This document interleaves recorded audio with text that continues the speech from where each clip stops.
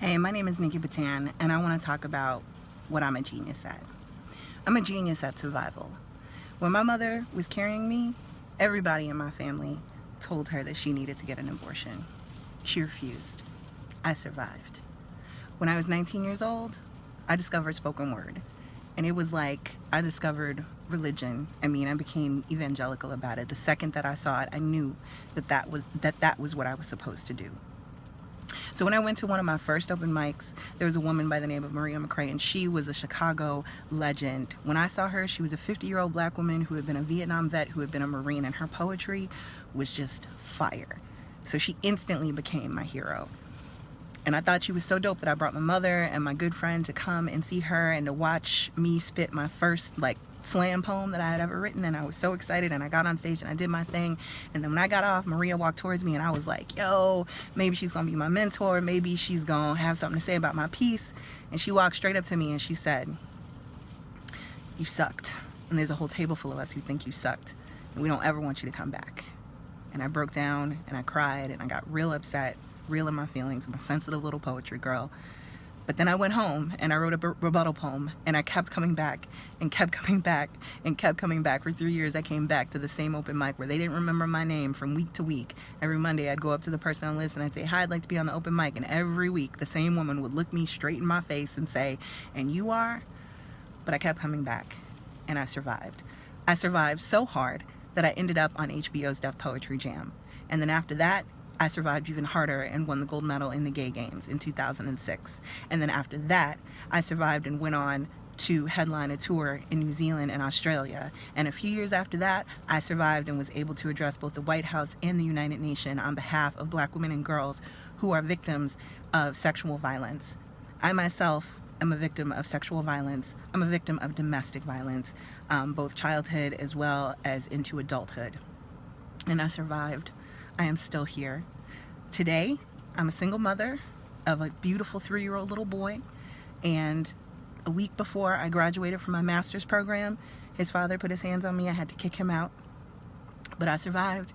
And a week after that, I walked across that stage to get my master's degree, covered in bruises, with my little boy witnessing me in the audience, surviving.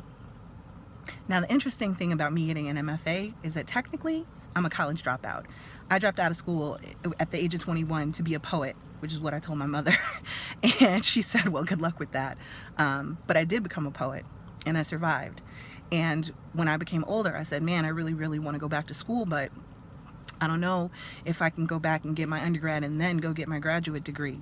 But I did, and I tried to get my undergrad first, and then went on tour, discovered an MFA program. And when I walked into the director's office, I told her straight up, I'm like, yo, I don't have a bachelor's degree, I don't have an undergrad degree. And she said, it's okay, apply anyway. And I did. And the same week that I found out that I got accepted into that MFA program is the same week that I found out that I was pregnant.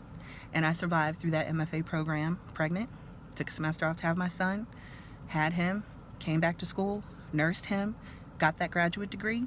And today, I work for Arts and Public Life at the University of Chicago as a community arts program manager, helping to uplift and push forward the artists of both today and tomorrow, the artists who are doing more than surviving, the artists who are thriving. I also have my own arts organization called Surviving the Mic for survivors of trauma of all kinds. We do an open mic every month where we hold space for somebody who is surviving through something. They can come up to our mic and they can say what they need to say. We work with local rape crisis organizations to help provide crisis counseling services for people and to point people in the right direction if they're dealing with a crisis that goes beyond what's happening at the open mic. My point to saying all of this is that I was never supposed to be here. People never expected me to do what I do. People never thought that I would get as far as I got. You're seeing somebody who was born into the projects on the southeast side of Chicago. Somebody who right now lives with her son a block and a half from the deadliest block in Chicago, 79th Street, which they call Murderers Row. But we are here and we are surviving. Survival is genius. To be able to get through, push through, make it through, to make lemonade out of lemons, to take whatever it is that you have and flip it into something beautiful and powerful and affirming, and to continue legacies, that is genius. And I see it around me every day. I'm a genius, but my neighbors are geniuses. My students are geniuses. My colleagues are geniuses. Common, MC from Chicago, is a genius. So when we say genius is common, man, I believe that. I believe that so hard because I am just surrounded by brilliance. I am surrounded by genius on the daily. And I see it when I look into the mirror. I see it when I look into my son's face. My name is NikkiPatin. Survival is my genius. My genius is surviving and thriving. My genius is persistence and living. My genius is being here when no one wanted me here. My genius is demanding space when no one would give it to me. My genius is showing up every day, no matter what happens, the best way that I can, with a smile on my face and love in my heart. My genius is survival. And you know what? Genius is common.